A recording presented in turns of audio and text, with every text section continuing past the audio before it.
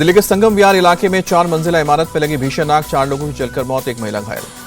Building के ground floor में जूते की दुकान में लगी थी आग, जिसके बाद आग ने पूरी इमारत को अपनी चपेट में लिया। फायर ब्रिगेड की कड़ी मशक्कत के बाद आग पर काबू पाया।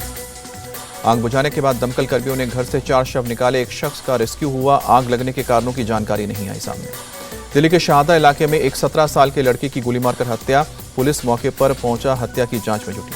पुलिस के मुताबिक इस शादी समारोह में आए कुछ लोगों से लड़के का हुआ था झगड़ा, जिसके बाद लड़के को गोली मार दी गई। श्रीलंका में तबाही मचाने के बाद भारत की ओर तेजी से बढ़ रहा है दितवा तूफान। आज किसी भी वक्त नॉर्थ तमिलनाडु, पुडुचेरी और साउथ आंध्र प्रदेश के तटों से टकराएगा।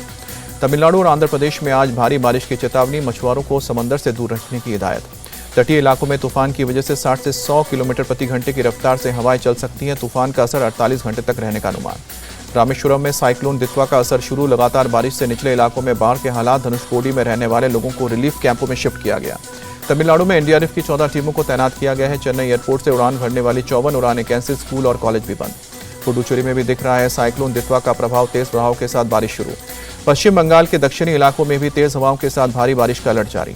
दितवा तूफान ने श्रीलंका में मचाई भारी तबाही, 132 लोगों की गई जान, 176 लोग अभी भी लापता लोगों की तलाश में श्रीलंका में रेस्क्यू ऑपरेशन जारी। करीब 78,000 लोग विस्थापित हुए हैं, शेल्टर में किया गया शिफ्ट। इंडोनेशिया में बाढ़ और लैंडस्लाइड से मरने वालों की संख्या बढ़कर 279 तक पहुंची, सैकड़ों लोग अब भी लापता।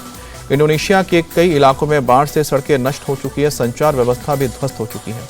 रेडियो के जरिए आज फिर से मन की बात करेंगे प्रधानमंत्री मोदी। आज कार्यक्रम का 128वां एपिसोड होगा। सुबह 11 बजे आकाशवाणी दूरदर्शन पर प्रसारण।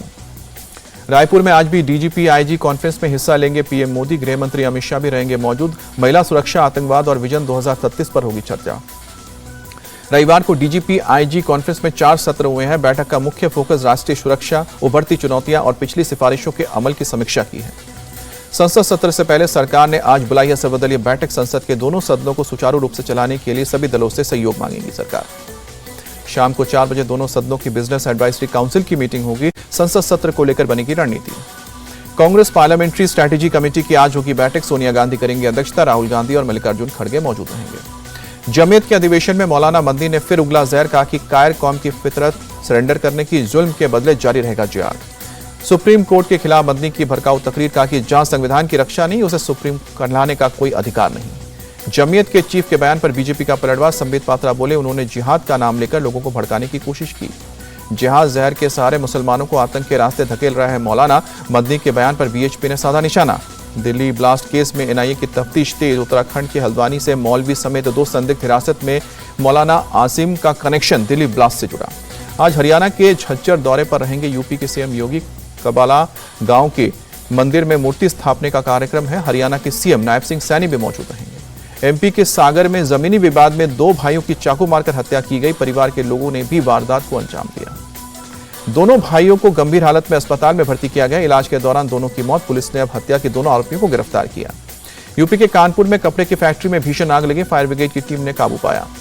यूपी के गोरखपुर में तेज रफ्तार बोलेरो अस्पताल के पार्किंग में घुसी, पार्किंग में खड़ी 16 गाड़ी को टक्कर मारी, गाड़ियां क्षतिग्रस्त हुई। यूपी के गाजियाबाद में कार स्टंट का वीडियो सामने आया। विजयनगर इलाके में थार सवार शख्स कर रहा था स्टंट। वाराणसी में पुलिस और गौ तस्करों के बीच एनकाउंटर, एक तस्कर गिरफ्तार, दूसरा फरार। तस्करों की गाड़ी से 6 गाय बरामद। अगरतला में असामाजिक तत्वों ने सरकारी संपत्ति को नुकसान पहुंचाया। बाइक सवार लड़कों ने हेलमेट पहनने की बाद तोड़फोड़ की। पुलिस ने 9 आरोपियों को गिरफ्तार किया। मेरठ में घर की खरीद बिक्री पर जमकर हंगामा हुआ। मुस्लिम पक्ष से घर वापस करने की मांग की गई। थाने के बाहर हिंदू पक्ष के लोगों ने प्रदर्शन किया। पटना में चेन स्नैचिंग ग्रुप का भांडाफोड़, 28 नवंबर को हुई लूट में शामिल 3 आरोपियों को पकड़ा गया। भारत और साउथ अफ्रीका के बीच 3 मैचों की वनडे सीरीज का पहला मुकाबला आज रांची के इंटरनेशनल स्टेडियम में दोपहर 1:30 बजे शुरू होगा। शुभमन गिल की गैर मौजूदगी में केएल राहुल संभालेंगे टीम की कमान। रोहित शर्मा और विराट कोहली भी खेलेंगे। टेस्ट सीरीज में टीम इंडिया को झेलनी पड़ी है 0-2 से हार की बाद साउथ अफ्रीका को हराकर विनिंग ट्रैक पर लौटना चाहेगी टीम इंडिया। 12 दिसंबर को बड़े पर्दे पर आएगी film shelter home. Kumar Neeraj है फिल्म के डायरेक्टर। मुजफ्फरपुर कांड पर बनी है फिल्म।